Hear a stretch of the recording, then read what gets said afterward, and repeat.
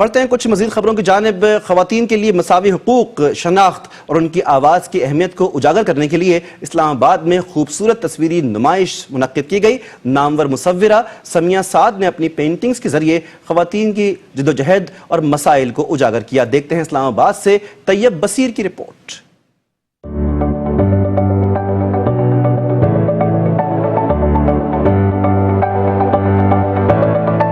شہر اقتدار میں سجی تصویری نمائش جس میں عورت کی جدوجہد کی خوب عکاسی کی گئی۔ نوجوان آرٹسٹ سمیہ سعد نے اپنے رنگوں، الفاظ اور پینٹنگ کے ایسے جوڑ بکھیرے کہ دیکھنے والے تعریف کیے بغیر نہ رہ سکے۔